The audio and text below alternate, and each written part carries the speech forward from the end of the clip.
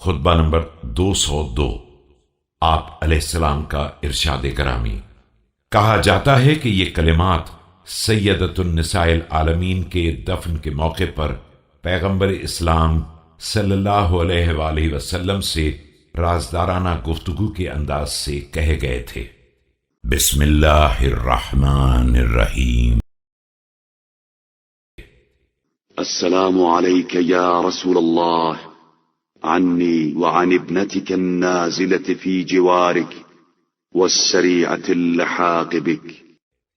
سلام ہو آپ صلی اللہ علیہ وآلہ وسلم پر، اے خدا کے رسول، میری طرف سے اور آپ صلی اللہ علیہ وآلہ وسلم کی اس دختر کی طرف سے جو آپ صلی اللہ علیہ وآلہ وسلم کے جوار میں نازل ہو رہی ہے اور بہت جلد ہی آپ صلی اللہ علیہ وآلہ وسلم سے ملحق ہو رہی ہے۔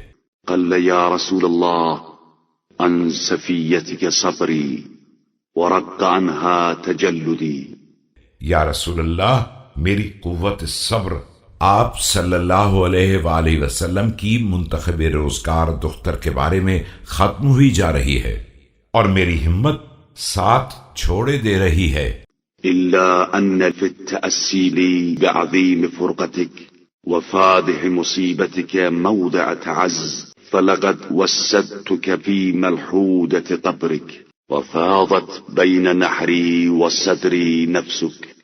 صرف سہارا یہ ہے کہ میں نے آپ صلی اللہ علیہ وآلہ وسلم کے فراق کے عظیم صدمے اور جان کا حادثے پر صبر کر لیا ہے، تو اب بھی صبر کروں گا کہ میں نے ہی آپ صلی اللہ علیہ وآلہ وسلم کو قبر میں اتارا تھا اور میرے ہی سینے پر سر رکھ کر آپ نے انتقال فرمایا تھا۔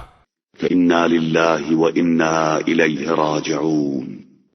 فلقد استرجعت الوديعة وأخذت الرهينة، أما حزني فسرمد وأما ليلي فمسهد إلى أن يختار الله لي دارك التي أنت بها مقيم۔